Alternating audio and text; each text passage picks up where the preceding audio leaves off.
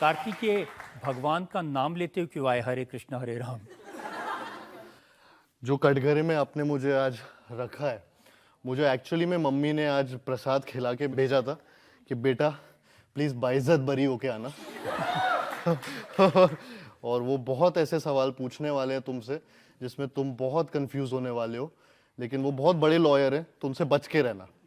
तो मैं सिर्फ भगवान का नाम ले रहा था कि प्लीज मुझे बचा लेना। हरे राम हरे कृष्णा।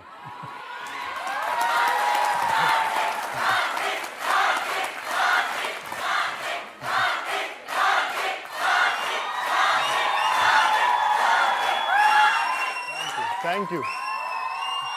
आज के हीरो नंबर 1 पर मुकदमा चलाने के लिए आज हमारे जज भी खास हैं। एक ऐसे फिल्म प्रोड्यूसर जो सुपरस्टार बनाते हैं। इन्होंने 35 फिल्में प्रोड्यूस की हैं।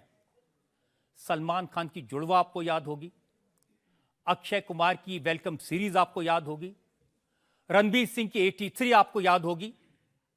Please welcome producer number 1 Sajid Nadiadwala.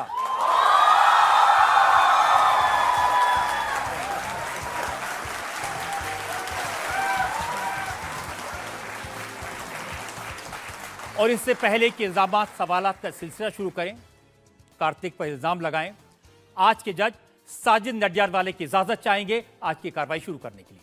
मुकदमा शुरू करें। तो आइए शुरू करते हैं आज का मुकदमा। आपकी अदालत में पहला इल्जाम सुपरस्टार कार्तिक आर्यन। आपकी अदालत में फिल्म स्टार कार्तिक आर्यन पर इल्जाम है कि ये सीक्रेटिव हैं। कार्तिक, आपके बारे में लोग कहते हैं कि आप बताते कम हैं, छुपाते ज्यादा हैं। आप एक्टर बनना चाहते थे, मम्मी पापा को भी नहीं बताया कि एक्टर बनना चाहता हूं। बचपन से वो आदत रही है, तो आपको ऐसा क्यों लग रहा है कि आज मैं अपने सारे सीक्रेट्स बता दूंगा?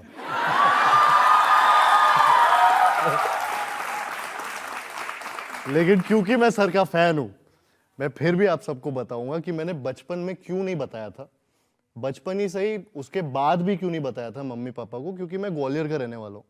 और वहां से यहाँ पे आने के लिए मुझे अगर कोई भी बहाना करना पड़ता तो वो पढ़ाई का ही बहाना करना पड़ता। ये बोलता कि मुझे एक्टर बनना है और मुझे मुंबई जाना है सब कुछ छोड़ छाड़ के, तो कोई बिलीव नहीं करता मुझे। तो वहाँ पे मैं पीटी पीएमटी के एग्जाम देता था, एआई आप सब देते होंगे वो एग्जाम्स, तो AIEEE एम्स, ये सारी चीज़ें मैंने की। फाइनली DY पाटिल कॉलेज में मेरा एक एंट्रेंस एग्जाम क्लियर हो गया और उसमें मेरा दाखिला हुआ। वहाँ पे मैं कॉलेज नहीं जाता था सर, सिर्फ ऑडिशन करने जाता था, left right, Navi Mumbai to Mumbai.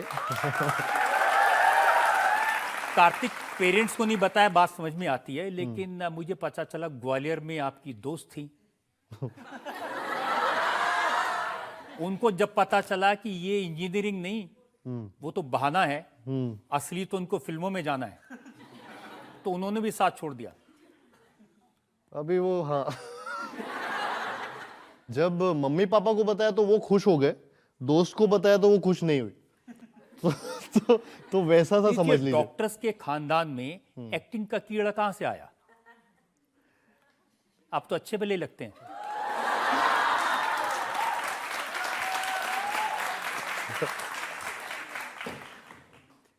Sir अच्छा भला लगता हूं, इसलिए मैंने सोचा हीरो बन जाता हूं। देखिए, घर वाले सोचते थे कि बेटा इंजीनियरिंग कर रहा है, पढ़ाई कर रहा है दिन रात, लेकिन बेटा ऑडिशन पे ऑडिशन, ऑडिशन पे ऑडिशन। अब वो उनको नहीं पता था।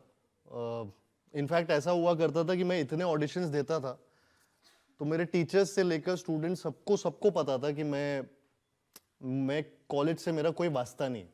तो एक बार ऐसा हुआ कि वाइवा एग्जाम था मेरा, और मैं वो वाइवा एग्जाम छोड़ के ऑडिशन देने चला गया।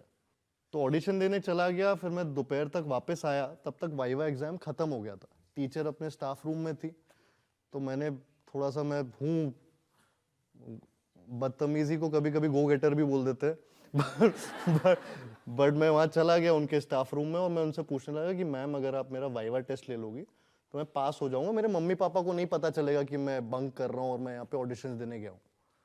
तो उनने बोला, वो भी अच्छी खासी टीचर थी, तो उनने मुझे बोला कि अच्छा ठीक है मैं टेस्ट ले लेती हूँ। तो मैं एकदम खुश हो गया। तो बोली मेरा बस नाम बता दो, मैं तुम्हें पास कर दूंगा। मैं फ्लॉप बोल रहा हूँ, मैं फेल हो गया।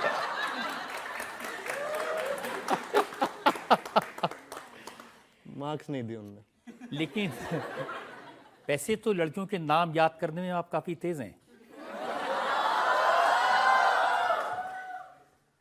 उसके बाद से सर मेरी आदत पड़ गई कि लड़कियों के नाम कभी नहीं भूलूंगा। जब आपको फिल्म मिल गई, साइन कर ली, तो आपने अपने उन दोस्तों को जिनके साथ रहते थे, खाते पीते थे, खेलते थे, टाइम बिताते थे, उनको साल भर तक नहीं बताया कि आप जाके एक्टिंग कर रहे हैं? तो सर एक्चुअली उनके साथ मेरा क्या हुआ था कि ये फिल्म प्यार का पंचनामा के पहले भी मेरे साथ ऐसे हो चुका था कि ऑडिशंस मैंने दिए और वहाँ पे मुझे बोल दिया कि हाँ you are selected for the film, और बहुत मुश्किल से ऐसे ऑडिशंस का पता लगता था, बहुत मुश्किल से ऐसे क्लियर हो गया था एक मेरा। और फिर उसके बाद वो क्लियर होने के बाद मैंने सीधा सबको बता दिया था कि हाँ मैं हीरो बनने वाला हूँ, और मतलब ऑलमोस्ट इश्तिहार ही दे दिया था पूरे शहर में। लेकिन वो पिक्चर कभी हुई नहीं। तो वो मेरे को फिर हर आदमी ने पूछा और हीरो बन गया, क्या हुआ? तो मेरे साथ वैसा एक बार हो चुका था। तो मैंने डिसाइड किया था कि जब भी मेरी कोई भी पहली फिल्म हो रही है, कुछ भी ऐसा काम हो रहा है, मैं किसी को बताऊंगा नहीं। तो मैं वहाँ 12 लड़कों के साथ रह रहा था लोखंडवाला में, मुंबई में, जब मैं प्यार का पंचनामा के लिए मतलब शूट भी करने जाता था। तो लोखंडवाला में वहीं पे बाजू में कोकिलाबेन, जहाँ मैं रहता था उसके बाजू में हॉस्पिटल था कोकिलाबेन। तो मैंने सबको बोला कि मैं वहाँ पे इंटर्नशिप करने आया हूँ हॉस्पिटल में? हॉस्पिटल में। मम्मी पापा डॉक्टर, तो कन्वीनियंट स्टोरी बन गई थी। तो वो बिलीव भी करते थे। और मुझे कुछ ऑडिशंस में उस टाइम जाना नहीं था, कहीं दिखना नहीं था, सिर्फ फिल्म के लिए वहाँ पे जाता था, मिलता था फिल्म वालों को, शूट करके वापस आ जाता था। तो इनको किसी को नहीं पता था। 1 साल तक वो शूट चली। 1.5 साल बाद कभी जब ट्रेलर आया, तब मैंने उस दिन वो एक उनको बिठाया एक रूम में, ट्रेलर चलाया और दिखाया कि यार मैं एक्टर बनने आया हूँ यहाँ, मैं इंटर्नशिप तो मेरे को नहीं मिल रही।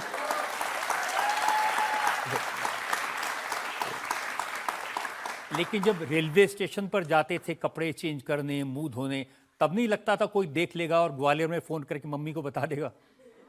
तब कोई जानता नहीं था सर, तो सामने मैं चेंज कर लेता था, फेस वॉश यूज करके अपना मुंह धो के ऑडिशन पे चला जाता था मुंबई में। और लोकल ट्रेन में तो बहुत घूमा हूं, क्योंकि मेरा ट्रैवल क्या है, क्योंकि मैं नवी मुंबई में रहता था, जो बेलापुर में, बेलापुर खारगर, वो वहां से 2 घंटा दूर है। बैंड्रा, सेंटा क्रूज, यहीं पे मोस्टली ऑडिशंस होते थे अंधेरी में।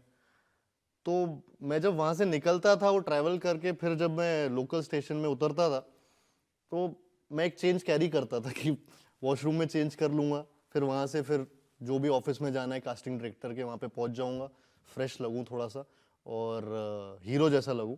तो बस उसके लिए ये सब करता था। बट ऐसा कभी लगा नहीं कि किसी को, मम्मी को पता चल जाएगा, पापा, बिकॉज कोई जानते ही नहीं थे यहाँ पे मुंबई में किसी को। तो वो मेरे लिए सीक्रेट रखना बहुत आसान था। तो जब फिल्म मिल गई तब मम्मी को बताया कि नहीं? हाँ सर, बताया ना।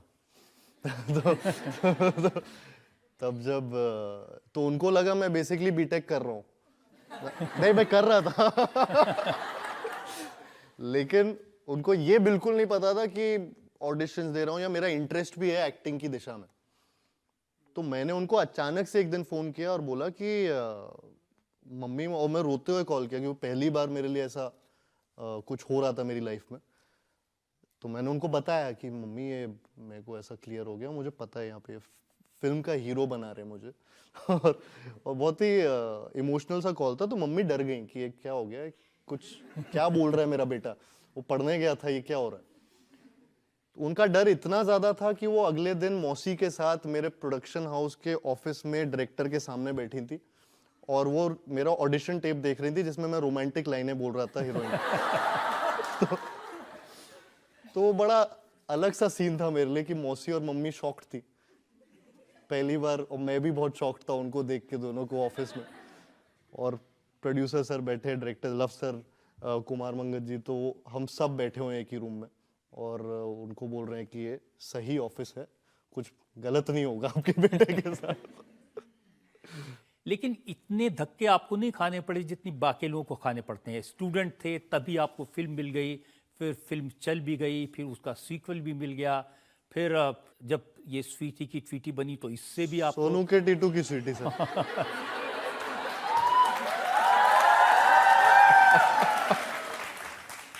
फर्स्ट फिल्म का भी मेरा एक स्ट्रगल ये था कि 2-3 साल तो मुझे लग ही गए थे जब मैं मतलब कॉलेज से ये सब चीज़ें ऑडिशंस मैं ऑडिशंस फेसबुक पे ढूंढता था। मैं किसी को जानता नहीं था और उस टाइम फेसबुक पे लोग काफ़ी ऑडिशंस के बारे में कास्टिंग डायरेक्टर्स डालते थे, तो मैं उसमें सर्च करता था एक्टर्स रिक्वायर्ड या फिर ऑडिशंस, तो उसमें जो भी ग्रुप सर्च में आ जाता मुंबई ऑडिशंस, तो वहाँ पे पहुँच जाता था मैं डायरेक्टली।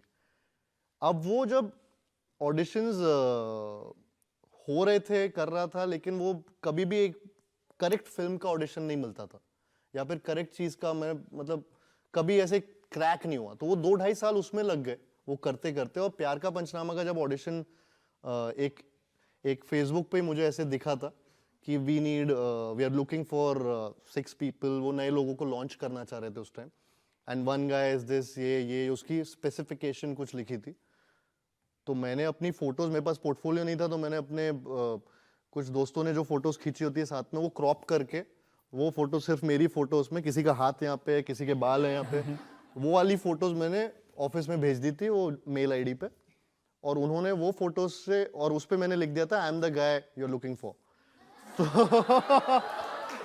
तो थोड़ा ओवर कॉन्फिडेंट था, लेकिन वो काम आया, उन्होंने बुला लिया मुझे। तो वो ऑडिशन मेरा हुआ, फिर ऑडिशन चला 6 महीना, वो ऑडिशन भी चला, और फाइनली प्यार का पंचनामा हैपेंड। बट मेरा नाम फिर भी प्यार का पंचनामा के बाद लोग नहीं जानते थे। मुझे हमेशा वो लंबे डायलॉग बोलने वाला लड़का, या एक सांस में बोल देता है वो, तो वो शंकर महादेवन टाइप, तो यू नो वो ब्रेथलेस, तो वो वाली चीजें बोलते थे मेरे लिए।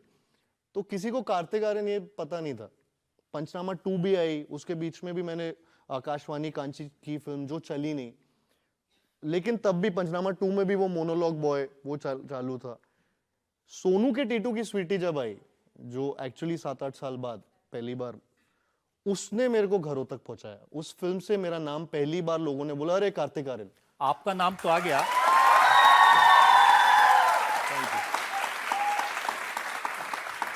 उसमें आपका नाम पता चल गया, लेकिन लोगों को फिल्म का नाम नहीं समझ आया। सोनू के टीटू की, ट्वीटी की स्वीटी।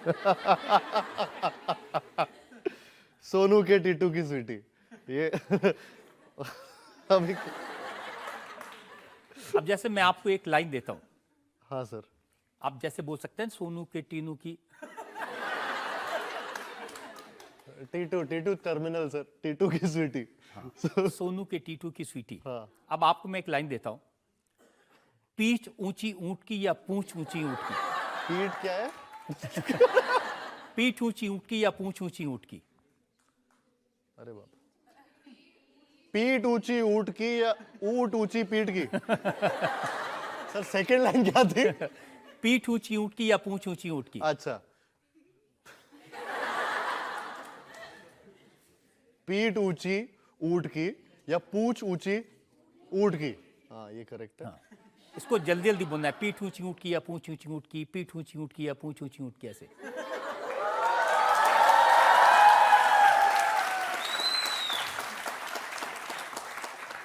सोनू के टीटू की स्वीटी, सोनू के टीटू की स्वीटी, सोनू के टीटू की स्वीटी, सोनू के टीटू की स्वीटी। सर आप अपनी पीठ रखो, मैं अपनी टीटू रखता हूँ। जनता में जो लोग सवाल पूछना चाहते हैं। एक्चुअली मेरा कोई सवाल नहीं है, एक रिक्वेस्ट है। जैसा कि आपकी मोनोलॉग की तारीफ काफ़ी देर से हो रही है, तो मैं चाहती हूँ कि आप अपना वो मोनोलॉग एक बार हम सब के लिए करके दिखाएं, प्लीज़। मैं ट्राई करता हूँ बहुत बार।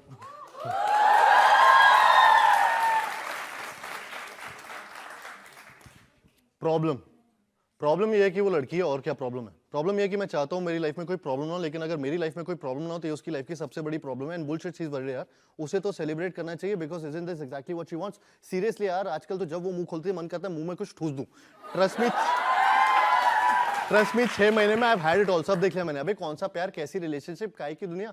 रिलेशनशिप का मतलब होता है 9 टू योर ओन हैप्पीनेस। उसके बाद all you got to worry about is उसकी खुशियां, उसका बर्थडे, उसके कुत्ते का बर्थडे, जो कभी तुम्हारा भी नहीं होता। मैं बता रहा हूँ लड़कियों को कोई खुश नहीं रख सकता। Happy is a myth. Thank you.